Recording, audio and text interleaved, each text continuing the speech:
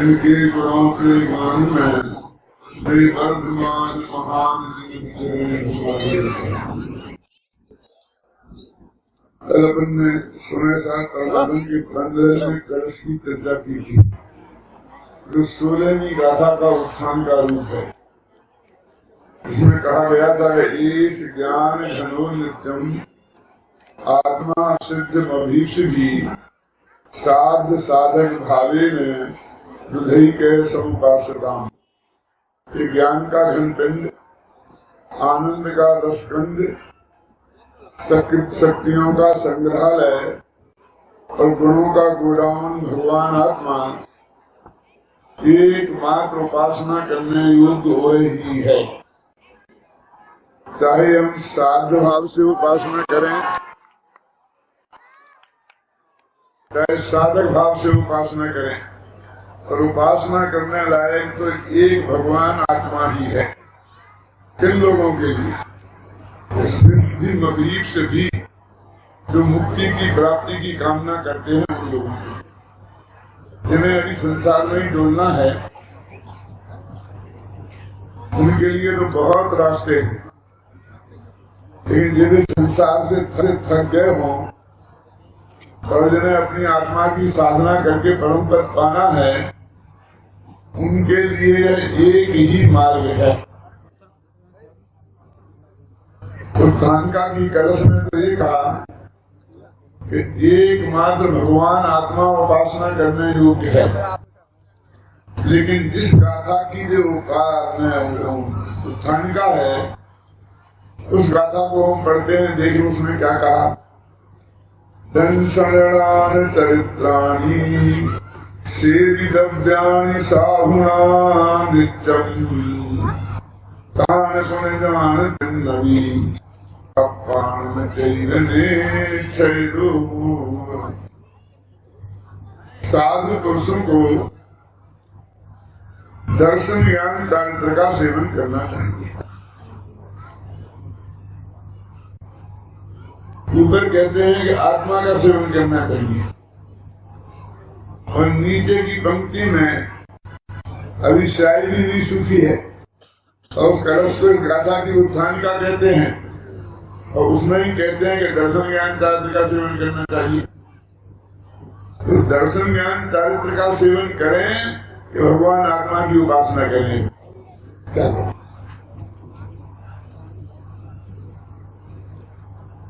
मैं आपसे एक बात पूछता हूँ कि शाम को 8:15 बजे डॉक्टर हुकुमचंद भाल्य का प्रवचन होगा या पंडित हुकुमचंद का, और हम चाहें तो इस मामले में कितना भी लड़ सकते हैं। हाँ, घोषणा तो साहब उनकी हुई थी डॉक्टर भाल्य की कि वो तो नहीं आए, पंडित हुकुमचंद आए हैं, तो मुफ्त की लड़ाई होगी ना। सूचना कपात दुराओं से रखा थी। ऐसे ही कहते हैं कि भगवान आत्मा का सेवन और दर्शन ज्ञान चारित्र का सेवन एक ही बात है। नीचे की पंक्ति में लिखा है, तान पुण्यजान तिन्नवी अपानम चैव निश्चयो, कि उन तीनों को निश्चय से आत्मा ही जानो। देखो ये अंतर कैसे आया?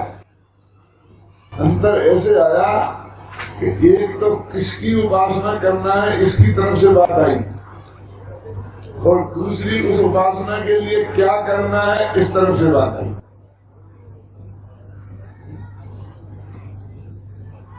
क्या कहा कि आत्मा की उपासना करो, तो क्या करें? एक पंचकल्याण प्रतिष्ठा महोत्सव महावीर का, नैमिनाथ का, आदिनाथ का नहीं मनाकर भगवान आत्मा का मनाए, कैसा रहेगा?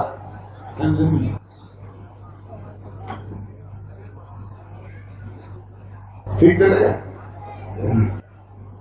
कि भैया पर भगवान की तो जो अलग अलग अपेक्षाएं हैं उनको समझना, घबराना नहीं। हमको जैसा भरोसा बाह्य गेय पदार्थों में है, वैसा भरोसा भगवान आत्मा में नहीं है। बस इसका नाम है उसकी सेवा नहीं करना, उसे जानना और उसका भरोसा करना, और ये भरोसा करना कि यही मैं हूं, और उसी का ध्यान करना। बस इसका नाम उस भगवान आत्मा की उपासना, सेवा, पूजा, जो भी नाम देना हो वो है। कि देखो इस जगत में जानने को काम ही नहीं माना, लेकिन इस लोक में भी जानना बड़ा काम है कि करना नहीं पड़ेगा।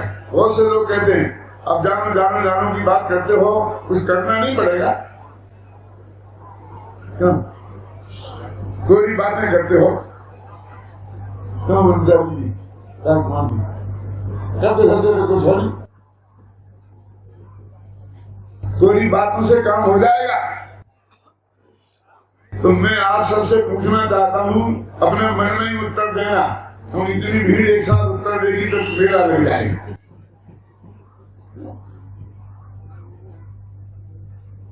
क्या ये कहते हैं कि तुम कोई बातें करते हो, तो भगवान महावीर को 42 वर्ष की उम्र में केवल ज्ञान हुआ, और उसके बाद 72 वर्ष की उम्र में उनको मोक्ष हुआ। तो 30 वर्ष तक वो क्या करते रहे मुझे बताओ, उन्हें कुछ किया? क्यों? आज जो हमें आत्मा की बात सुनने को मिल रही है, ये उनकी दिव्य ध्वनि में खिरी इसी वजह से मिल रही है ना। तो मैं पूछता हूँ कि उन्होंने 30 वर्ष तक बातों के अलावा और किया ही क्या?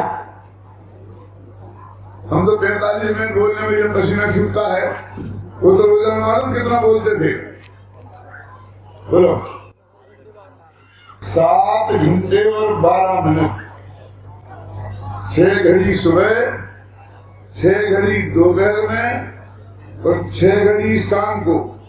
तो 1 घड़ी होती है 24 मिनट की। मेरा गणित कमजोर है बेटे, बताना कितना है? 7 घंटा और 12 मिनट, ये तो रेगुलर मामला था। और कभी कभी 4 घंटे, रात के 12 बजे, तब जब भरत चक्रवर्ती जैसे कोई पुण्यशाली आ जाए। एक बार भरत चक्रवर्ती गए आदिनाथ के रात के 12 बजे दर्शन करने। रात के 12 बजे दर्शन करने कौन आएगा? क्यों? तो भगवान की दिव्य ध्वनि थी। तो सारे देश में इतनी महिमा गीत गाए गए भरत चक्रवर्ती के कि गजब हो गया। रात के 12 बजे गए तो भगवान ने दिव्य ध्वनि की। कितना महान आदमी है। मैं थोड़ा पूछ लूं आपसे कि रात के 12 बजे मंदिर कौन आते हैं?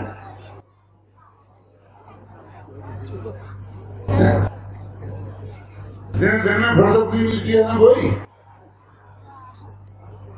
और दरवाजा किनके लिए खुलता है? बाकी हम तुम जैसे कोई के रुके जाए तो माली बाहर से टकरा देता है। क्या अभी कुछ नहीं होता, क्या काम है? घड़ी देखो, अध्यक्ष होता है, कोई मंत्री होता है, अध्यक्ष महोदय, उनके लिए खुलते हैं ना। तो वो भाग्यशाली है। जब भरत चक्रवर्ती की मां ने भरत चक्रवर्ती से कहा कि मेरा बेटा कितना भाग्यशाली है कि रात के 12 बजे आदिनाथ की दिव्य ध्वनि खिली उनके लिए, तो भरत चक्रवर्ती ने कहा अम्मा सूली तो मत चढ़ाओ, मैं सब समझता हूँ।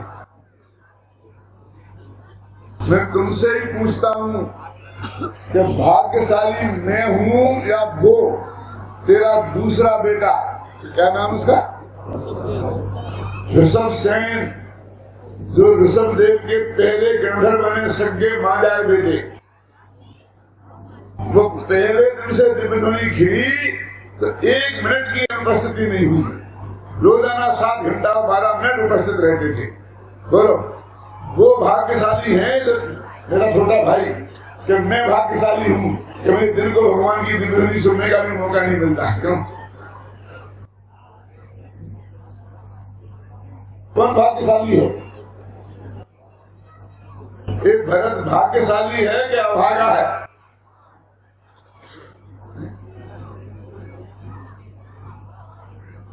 नहीं, तुम कुछ भी कहो, लेकिन सारी दुनिया में तुम्हारी बहुत प्रशंसा हो रही है। मम्मी, प्रशंसा तो पुण्य से होती है। यशस कीर्ति का उदय होगा तो खोटे से खोटे काम से भी प्रशंसा हो जाती है क्या? और यशस कीर्ति का उदय नहीं हो, कीर्ति का उदय हो तो मेरा कीर्ति का तो अच्छे से अच्छे काम में अभ्यास मिलता है। मेरा एक अहिंसा का व्याख्यान है, आप लोगों ने शायद सुना होगा, बहुत लोगों ने। उसे मैंने दुनिया में कम से कम 101 बार किया है, एक व्याख्यान। और मेरा अनुभव ये है, सिर्फ फूल बरसे, मालाएं डली, वहाँ पत्थर भी बरसे, अदालत के नोटिस भी मिले मुझे उसी व्याख्यान एक। क्या व्याख्यान से मिले?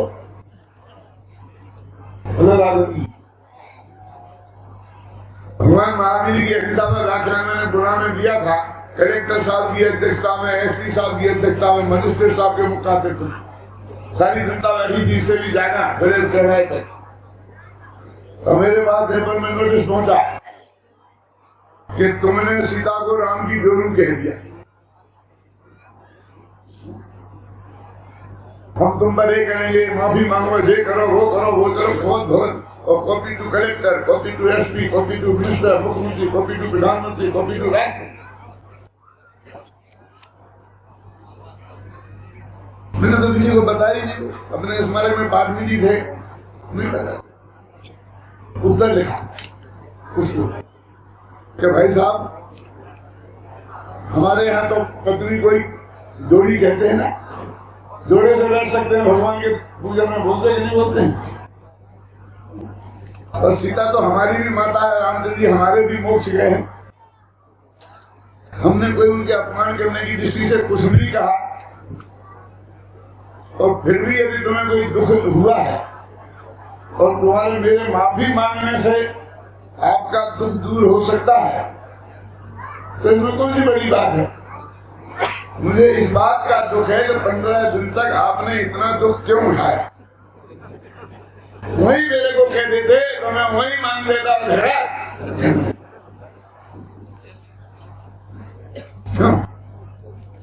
तो मैं इसलिए भी आपसे माफी मांगता हूँ कि आपको दुख हुआ, और इसलिए भी मांगता हूँ कि लगातार 15 दिन तक दुख हुआ। और मैंने भी copy to collector, copy to SP, copy to minister सबको भेज दी, जिनको उन्होंने भेजी थी। कलेक्टर साहब ने बुलाया हमको, गुनाह की बात है। एसपी साहब ने बुलाया, हमने ये व्याख्यान सुना, इतना बढ़िया व्याख्यान हमने जिंदगी में कभी नहीं सुना। और उसमें भी तुम नोटिस देते हो, तुमने हमारे जिले को बदनाम किया है। क्या है यश कीर्ति और अस्कीर्ति? यश तो भरत चक्रवर्ती का उस बात से भी हो गया जो सबसे कोई बढ़िया बात नहीं थी, कि दिन के जाके सारी दुनिया जाती है जब भगवान के दर्शन नहीं करे और दिव्य ध्वनि नहीं सुने। क्यों? और रात में जाकर के वे बोले तो भगवान भी बदनाम हो गए। बेटा आया तो रात के 12 बजे कबर करने लगे, और हम आते हैं तो कहते पंडित जी सो गए। क्यों? मेरे साथ ऐसा होता तो क्या होता होगा मुकेश जी? हमको तो बाहर से ही ऑर्डर दिया था, अभी सोए हैं, और परमात्मा प्रकाश आया तो शुरू होगी। अरे भाई तुम भाग्यशाली हो, वो भाग्य है, वो कभी रात के 12 बजे आता है, तुम्हें तो दिन होता है।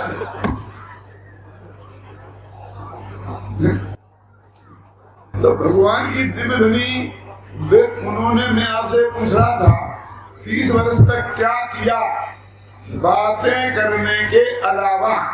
आप कहते हो बातों से कुछ नहीं होता। ये जैन धर्म का प्रचार तो बातों से ही होता है। यदि मौन रहते तो यार दिन दिन हमारे पास आती, कुंद कुंद मौन रहते, डोडरमल मौन रहते, पूज गुरुदेव श्री मौन रहते, तो क्या होगा? 2 घंटा रोजाना प्रवचन, 1 घंटा चर्चा, उससे ही तो तत्व ज्ञान जीवन है कि नहीं है? बोलिए। तो तुम बोलने को काम नहीं मानते हो? महाभारत में पांडव जीते, उसमें जीत का सबसे ज्यादा श्रेय किसको दिया जाता है? कहते ना श्री कृष्ण भगवान को। कहते ना, मैं पूछता हूँ उन्होंने क्या किया इसलिए मैदान में? अकेली बातें करने के अलावा भाषण ही तो दिया। तो एक श्रोता और एक वक्ता, अर्जुन श्रोता और श्री कृष्ण वक्ता, क्यों? और पूरा गीता के 18 अध्याय लिखे गए और महाभारत जीत लिया गया, हाथ में हथियार नहीं उठाया, सारा श्रेय उनको दिया जाता है। अरे भाई, सारी लड़ाइयाँ बातों से ही की जाती है, हथियारों से नहीं।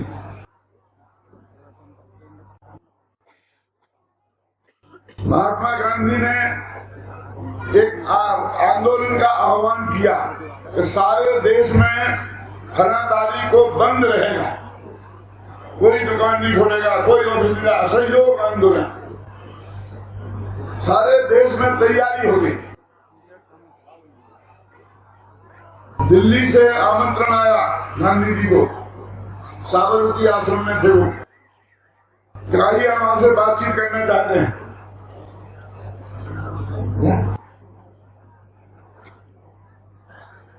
तो गांधी जी वहां से पार हो रहे थे, अजमेर स्टेशन से गुजरे, तो वहां के उस वक्त मुख्यमंत्री थे हरिभाई उपाध्याय, वो पहले प्रांतीय गवर्नमेंट बना देते थे। तो उनसे कहा कि कल आंदोलन नहीं होगा। कैसे सकते?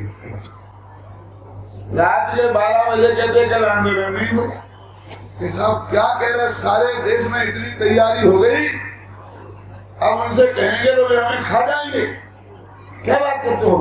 लाखों रुपया खर्च हो गए, कितनी हमने तैयारी की, और तुम कहते आंदोलन नहीं होगा। तो उन्होंने कहा आंदोलन का नेता तुम हो कि मैं, ये बताओ। आप क्या बात करते हो? नेता तो आप ही हो, तो मैं जो कहता हूँ वो।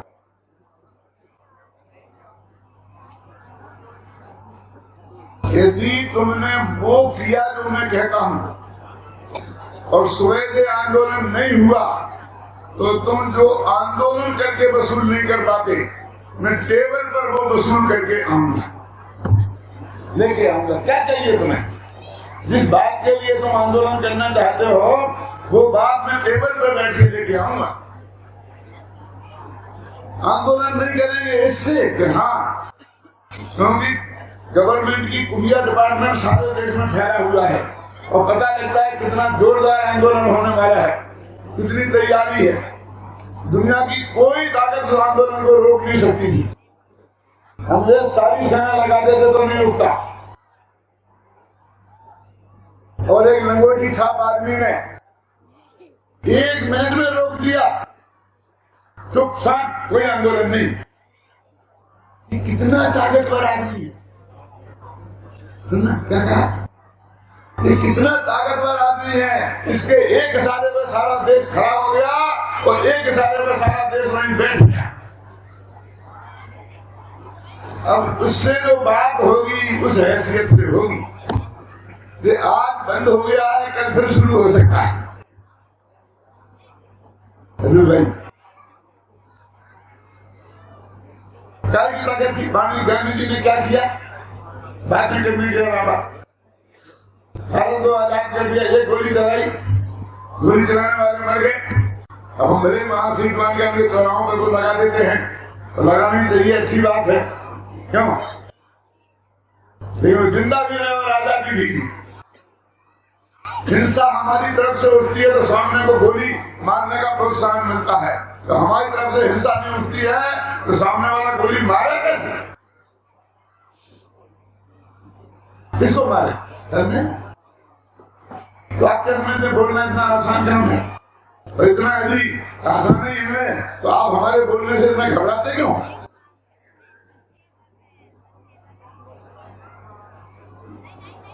बोलना भी काम है जो हमारे तीर्थंकरों ने दिव्य धर्मस्थान में बैठ के किया, और जानना उससे बड़ा काम है।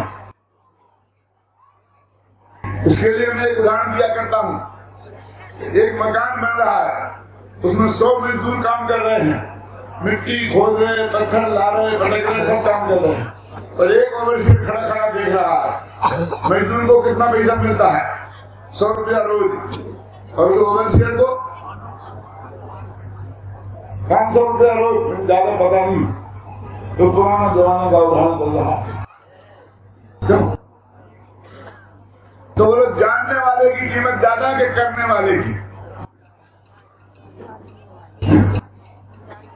तुमसे ज्ञान की कोई कीमत ही नहीं है। अकेले जानने से काम हो जाएगा कि हाँ, अकेले जानने से काम नहीं होगा, अकेले जानने से ही काम होगा, और कोई चीज की जरूरत है ही नहीं।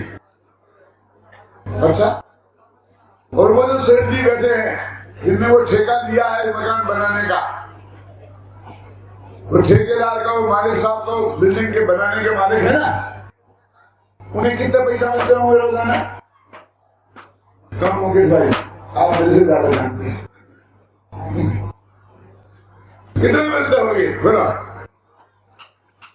अनलिमिटेड। क्यों? इसकी कोई लिमिट नहीं है। कितना मुनाफा होगा इसकी कोई लिमिट है? नहीं है।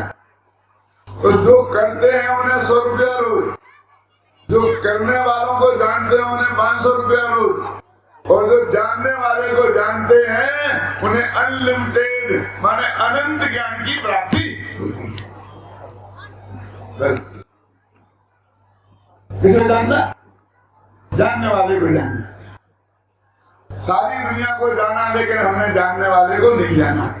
ये इस आत्मा की उपासना है भाई साहब। कोई अर्घ लेके नहीं चढ़ाना है क्या? ये तो हम लौकिक पूजन की कौन सी ढंग से करते हैं। बहुत दिन पहले मैं अशोक नगर में रहता था, 45 साल पुरानी बात है। वहां जो मंदिर था ना, ऊपर मंदिर नीचे और था, आज भी होगा। तो सुबह जाके ऊपर जाके सब मंदिर में पूजा करके आते, सुधारो विनाशनाय नैवेद्यम, और नीचे आकर के जाते कि बैठ दीदी आजकल भूख लगती ही नहीं है। तो पाचन शक्ति प्रबलता है चूर्णम। एक दिन मैं बैठा था वहां, तो मैंने कहा सेठ जी इसमें क्या है? तो अच्छी बात है, भूख नहीं लगती है, क्या अच्छी बात है? मैंने कहा अभी तुम भगवान से प्रार्थना कर रहे थे ना कि सुधारो विनाशनाय, तो आज भगवान ने सुन ली। थोड़ा कम हुआ है, कल पूरा हो जाएगा। क्यों?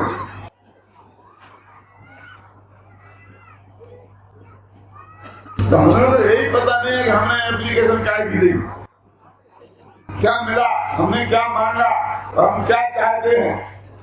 मांगते हैं खुदा रोग मिट जाए, तो चाहते हैं अच्छी भूख खुल के लगे। तो कहते आत्मा की उपासना कैसे होती है? सिर्फ जानने से। और किसको जानने से? जानने वाले को जानने से। मेरे लिए मैं जानने वाला हूँ, आप जानने वाले नहीं हो। मेरे लिए आप तो जानने में आने वाले हो। मैंने आपको जाना कि 10,000 लोग यहाँ बैठे हैं, तो मैंने आपको जाना, समझे है ना? लेकिन मेरे ज्ञान ने जाना, तो मेरा ज्ञान जब मेरे को जाने तो उसका नाम ज्ञान गुण की तरफ से आत्मा की उपासना है। जब मेरा श्रद्धा गुण यही मैं हूँ ऐसी दृढ़ प्रतीति अंदर में करे, तो उसका नाम है श्रद्धा गुण की अपेक्षा आत्मा की उपासना। और उसी में लीन हो जाए, उसका नाम है चारित्र गुण की तरफ से आत्मा की उपासना। तो अब उपासना की तरफ से कहो तो हमें कहें दर्शन ज्ञान चारित्र का सेवन करो। क्या करोगे? आत्मा के दर्शन करो, ज्ञान करो, चारित्र। तो ये बात हो गई। और आत्मा की तरफ से कहें तो आत्मा को जानो, आत्मा में विश्वास करो। आत्मा में लीन हो जाओ, आत्मा की तरफ से गई तो जो हो गई, आत्मा की उपासना करो तो दर्शन ज्ञान चरित्र की तरफ से करी तो उपासना की तरफ से बात हो गई। बात क्या फर्क है के साथ ये मेरे साले हैं, क्या समझ नहीं आती है, मुझे साले कहते हो, मैं इनका बहनोई, मेरे बहनोई है क्यों? अरे तेरे को बहनोई है, तूने कहा इसमें और उसने कहा कि ये मेरे साले हैं, इसमें फर्क क्या है? मेरे से कोई सारा कहेगा तो मैं एक एक को देख लूंगा कि भैया एक एक को देखने से क्या होगा, एक को देख ले तो तेरा आत्म कल्याण हो जाएगा। तो दर्शन ज्ञान चरित्राणी सेवितव्यानि साहुना नित्यम, साधुओं को दर्शन ज्ञान चरित्र का सेवन करना चाहिए। तो अब्बू कहते हैं कि आत्मा का क्या दर्शन ज्ञान चरित्र का, कि दर्शन ज्ञान का चरित्र का सेवन हम कैसे करें? क्यों? जैसे व्यक्ति से कहते ना अपन, ये दवाई कैसे खाएं, दूध से खाएं, पानी से खाएं, खाली पेट खाएं, भोजन करने के बाद खाएं, क्यों? कितने कितने प्रश्न होते हैं। तो ये उपासना हम कैसे करें, कब करें, कैसे करें, क्यों करें, किसकी करें?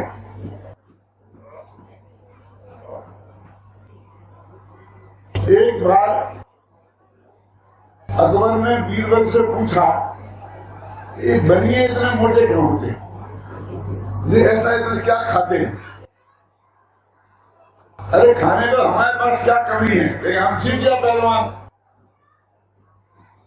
और मोटे ताजे रहते हैं, बनिए एक जगह बैठे रहते हैं ना, बाकी तो मोटे ताजे बहुत बुरा माना जाता है। क्या दूर जमाने की बात है, राजा अकबर के जमाने की बात, जब मोटे लोग अच्छे माने जाते हैं। क्यों? ये क्या खाते हैं कि हुजूर जो वो खाते हैं वो तुम नहीं खा सकते। क्या बात करते हो, हमें क्या कमी है? कि साहब कमी तो आप में है, चीजों में थोड़ी कमी है। आप नहीं खा सकते कि हम खाएंगे, कि ये क्या खाते हैं कि ये कम खाते हैं। समझे? कि हम भी कम खाएंगे, कि तुम कम खाओगे तो तुम एक परचूनी की दुकान लेके बैठोगे। ये बढ़िया बैठा है परचूनी की दुकान, एक ग्राहक आता है, कितना देना है, नहीं दूसरी चीज तीसरी चीज, क्यों?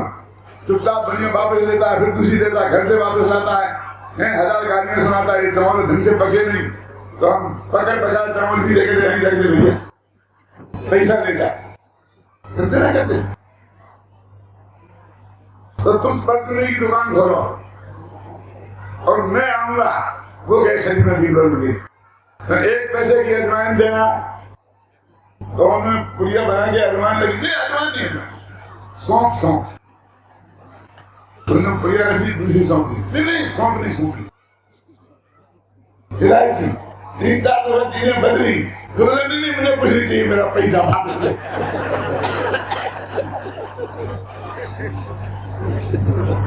नाला कैसे झापड़ दूंगा कि ना दिया कि तो कम खाओ, नहीं तो मोटे नहीं हो सकते, कि हमें नहीं खाना ऐसी कम।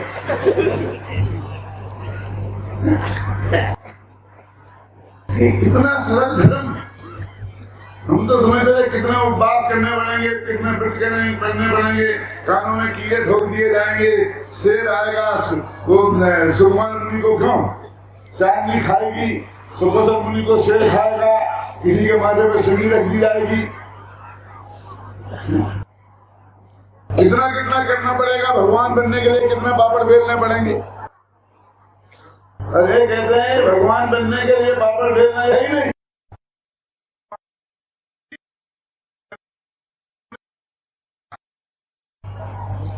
तो सुकोसर इसलिए भगवान नहीं बने कि उन्हें शेर जी ने खाया। वो नहीं खाती सालियों से भी कोई मुख जाते नहीं रखते।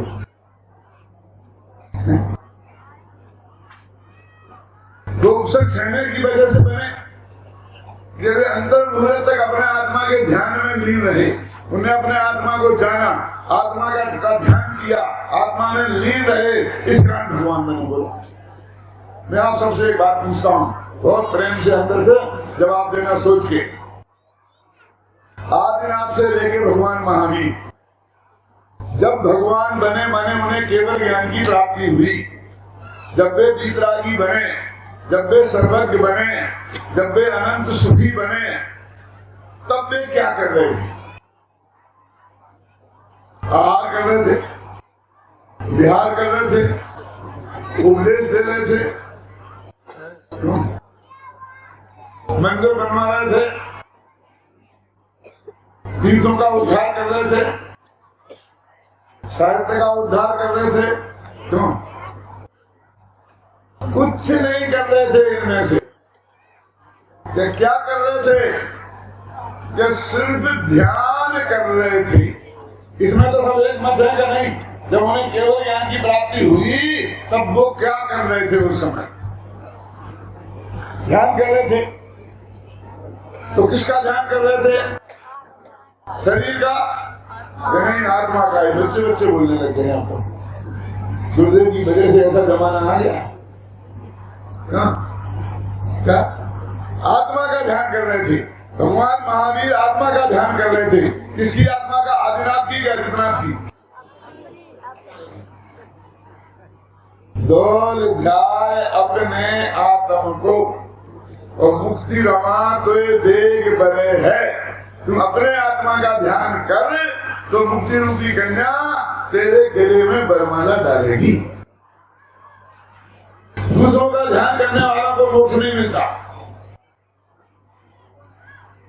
अपने आत्मा का ध्यान करने वालों को मोक्ष मिलता है। क्यों? जिसका ध्यान करना वो भी नहीं, तो ध्यान करेगा वो भी नहीं, और ध्यान भी नहीं। क्यों? ये भगवान बनने का उपाय है ना। तो तुम जिस ज्ञान को काम ही नहीं मानते हो, जगत में भी उस ज्ञान की कितनी कीमत है, और मुक्ति के मार्ग में तो ज्ञान की ही कीमत है। ये ज्ञान मार्ग ही है। वास्तव में श्रद्धा और ज्ञान में भी, ध्यान में भी जब सोचे अपन, ये ध्यान क्या है? मैं बहुत सरल भाषा में आपको समझाने की कोशिश करता हूँ। ज्ञान के रिपीटिशन को ध्यान कहते हैं।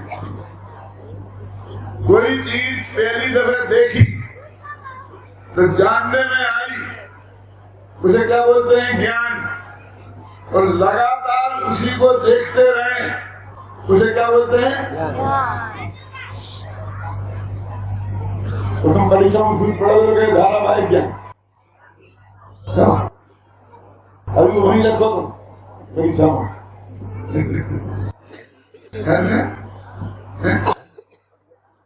मैंने ज्ञान के रिपीटिशन को ही ध्यान कहते हैं। भगवान महावीर जब बने तो उन्होंने क्या किया था? आत्मा को जाना था। अरे आत्मा को तो जन्म से ही जानते थे, समझ नहीं थे ना। तो क्या किया था? तो उस आत्मा को जाना था और जानते ही रहे थे।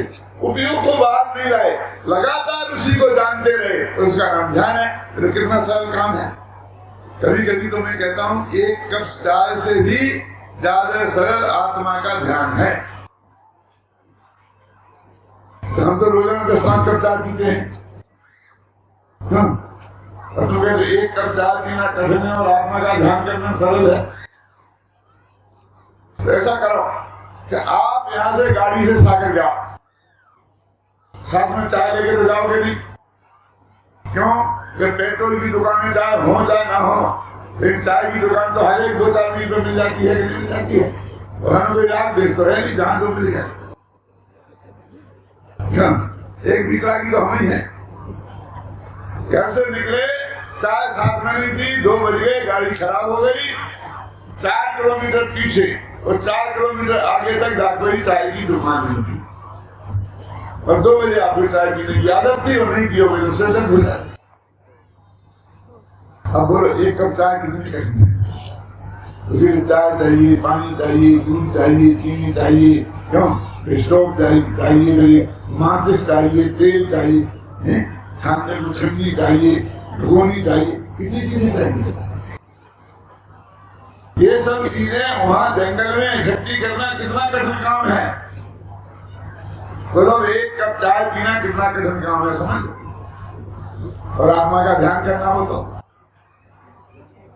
वहां बाल्टी मार के बैठ जाओ, आंखें बंद करो, कुछ नहीं चाहिए। हाँ। तस्वीर खुदा हृदय के आईने में है, जब चाही गर्दन झुकाई देख ली, अंदर है देख ली। इसमें कोई जरूरत ही नहीं, कोई चीज की नहीं, स्टोव नहीं चाहिए, तेल नहीं चाहिए, मांस नहीं चाहिए। क्यों? गाड़ी खराब होगी तो जरूरत नहीं, बाहर बैठ जाओ पत्थर पर, एक शिला पर गुरुदत्त तो बैठ गए ना एक शिला पर, कुछ नहीं किया, पर आत्मा को जानते रहे वो चले। जब मैं ये कहता हूं कि तस्वीर खुदा हृदय के आईने में है, जब चाही गर्दन झुकाई देख ली, तो कुछ लोग कहते हैं तुमने तो कह दी कि गर्दन झुकाई देख ली। गर्दन झुकाना इतना आसान है? जब कभी कभी गर्दन में दर्द हो जाता है ना, जरा हिलाओ तो प्राण निकलते हैं। और फिर हम उस देश के वासी हैं, गर्दन झुका कटा सकते हैं, पर गर्दन आसान काम है गर्दन झुकाना। और मिलेगा क्या? आत्मा नहीं, खुदा। और खुदा नहीं, खुदा की तस्वीर। इस भाव हमें ये सौदा नहीं पोसाता। बढ़िया है,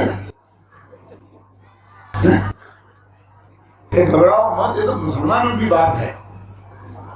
अपने आत्मा के दर्शन करने के लिए गर्दन झुकाने की भी जरूरत नहीं है। अपने पीछे जितनी मूर्तियां विराजमान है ना, एक की गर्दन झुकी है। जब हम सामायिक करते हैं, आत्मा का ध्यान करते हैं, तो ऐसे बैठते हैं ना कि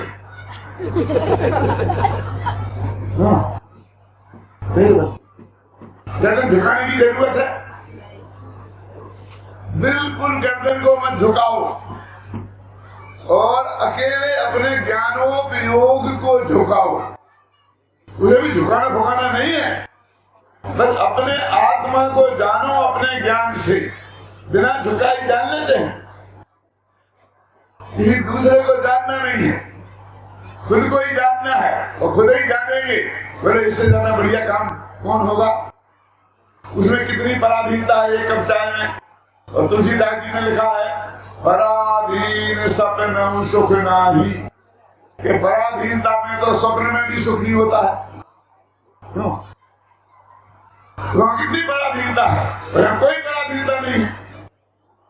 हमें वो दिखते हैं, इतनी बरसात पड़ेगी, इतनी गर्मी पड़ेगी, इतनी सर्दी पड़ेगी, इतनी ठंड लगेगी, अपन तो रजाई में घुस जाएंगे और हीटर बुला लेंगे। क्यों? और महाराज क्या करेंगे? हमें सब वो दिखता है, महाराज क्या करेंगे?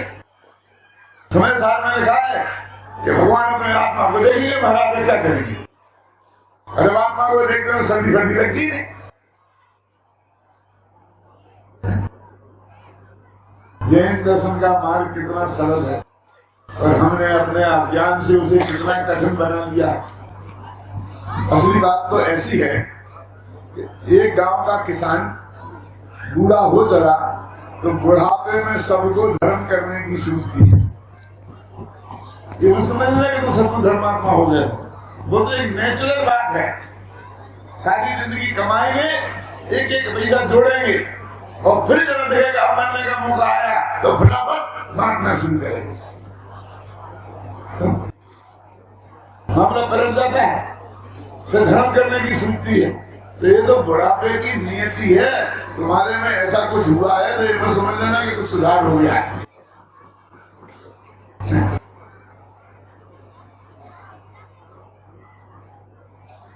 मैं क्या कह रहा था आपसे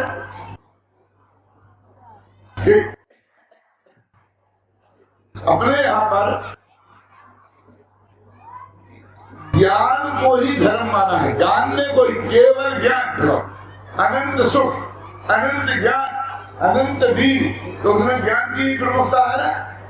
और हमने ज्ञान को कोई काम ही नहीं माना। हम तो कहते कुछ करेंगे, जब जो बाहर का जो संयोग दिखता है उसे हम तपश्चर्या मानते हैं।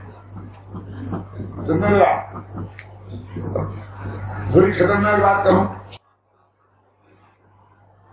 रंजन जी,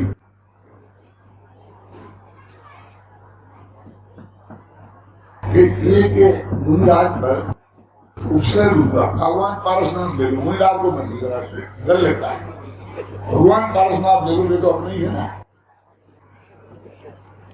अब उन पर कमठ ने उपसर्ग किया, आए पत्थर बरसाए, तो मैं बोलता हूँ कमठ की तो बहुत गलती थी, उसे तो तुम्हें जो से नरक में भेजना चाहो मैं भिजवाने के लिए तैयार हूँ, क्यों? लेकिन उसमें कुछ पारसनाथ का भी था कि नहीं था, उनके भी कुछ पुण्य भाव का उदय था कि नहीं था। उपसर्ग पुण्य के उदय से होते हैं कि पाप के उदय से? अरे वो तो बहिरंग निमित्त था, कौन? कमठ। वो कर्म का उदय अंतरंग निमित्त था, और उपादान तो उनका आत्मा था, निमित्त भी अंदर और उपादान भी अंदर। तो पारसनाथ तो अवसर कैसे होगा? खुलई और खुलई के कर्म के उदय से। क्यों हमें कमर कमर कमर इतनी गालियां कमर को जैसे दे दो, क्यों? लेकिन वहां उनका पारसनाथ का उपादान था ना, उपसर्ग हुआ तो पुण्य के उदय से के पाप के उदय से?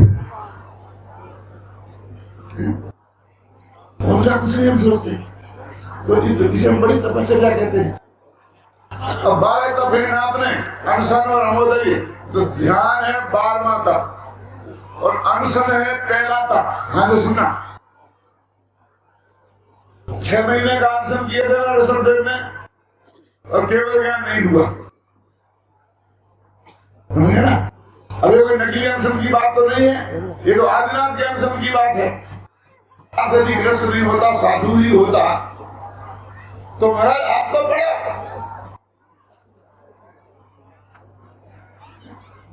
लेकिन मैं दूसरी बात कहता हूं कि एक पंडित बनारसी दास में पढ़ा था कि नहीं पढ़ा था? तो नाटक समय साथ कैसे लिखा देना पड़े? पांडे राजन जी ने पढ़ा था कि नहीं पढ़ा? जयचंद छावड़ा जी ने पढ़ा था कि नहीं पढ़ा था? बर्णी जी ने पढ़ा था कि नहीं पढ़ा था?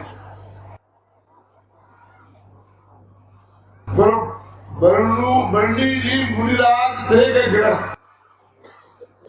11 प्रतिमाएं गिरस्तों की होती है क्या मुनिराजों की?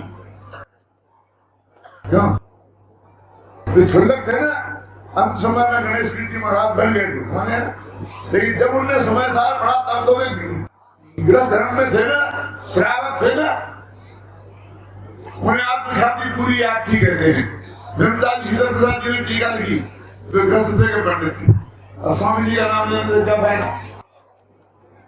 क्या इतने ग्रस्तों ने पढ़ा और हमसे कह तुम मत पढ़ो? यदि मुनिराजों को पढ़ना है तो आप पढ़ो, हमें पढ़ना तो ऐसा क्यों? ऐसा मैं एक आपसे बहुत विनय पूर्वक प्रश्न करता हूँ हाथ जोड़ के कि भैया तुमने समय सार पढ़ा है या नहीं? यदि तुम कहते हो कि नहीं पढ़ा, तो मैं ये कहता हूं कि तुम्हें पता ही नहीं उसमें क्या लिखा, तो तुम्हें मना करने का क्या अधिकार है? देख के घर में कोई चीज और तुम कहो हमने पढ़ा है, तो तुम भी गिरफ्त हो और तुमने पढ़ लिया और हमें मना करते हो।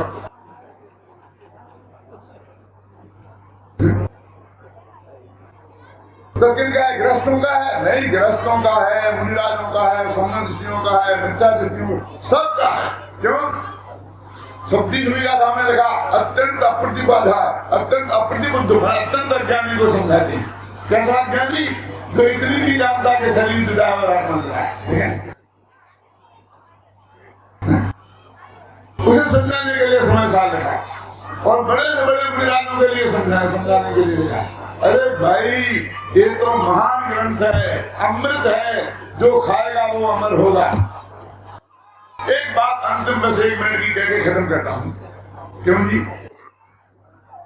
कुंदाचार्य ने जब ये समय साल लिखा होगा तो इसलिए लिखा होगा कि कोई इसे पढ़े नहीं। क्यों? हम एक किताब लिखते हैं तो इसलिए लिखते हैं कि कोई आप पढ़े नहीं, कि सब पढ़े इसके लिए लिखते हैं। तुमने ये कल्पना भी नहीं की होगी कि मेरी पीछी कमंडल लेकर, मेरे नाम का झंडा लेकर कुंदकुंदाम में आए। क्यों? और लोग मेरी ही किताब लोग नहीं पढ़े। मेरे विद्यार्थी हैं 500। एक गांव में कहीं डॉक्टर साहब की कोई किताब पढ़ना नहीं है तो साधारण लोगों के, कोई बड़े बड़े विद्वानों के लिए, तुम्हारे लिए नहीं है, तुम तो हमारी पढ़ना है। और तुमने कोई लिखी है नहीं लिखेंगे। डॉक्टर साहब की पढ़ना नहीं है, तुम्हारी तो लिखी नहीं है। क्यों? मेरा विद्यार्थी होगा जो कुंद ने कभी स्वर्ग में बैठे होंगे, वो देख रहे होंगे कि कुछ लोग मेरी किताबों को पढ़ने के लिए लोगों को मना कर रहे हैं, तो उन्हें कितनी खुशी हो रही होगी आप कल्पना कर सकते हैं। क्यों? आप लोग मुझे समाचार सुनाओ कि आपके यहाँ के एक पंडित जी आए थे और वो ऐसे आए थे, लोग कह रहे थे कि आपकी किताबें पढ़ने लायक नहीं है, पढ़ना मत, तो मुझे कितनी खुशी होगी। मैं तो स्वर्ग में नहीं बैठा हूँ, यही बैठा। भाई ये समय साथ तो अमृत है, जो पढ़ेगा ये भगवान बनने का शास्त्र है। गुरुदेव श्री के हाथ में जब समय सार आया तो उन्होंने कहा कि ये तो अशरीरी बनने का महाशास्त्र है, इसलिए सब लोग अशरीरी बनने के लिए इस महाशास्त्र का स्वाध्याय करें। इस मंगल भावना के साथ मैं अभी की बात समाप्त करता हूँ।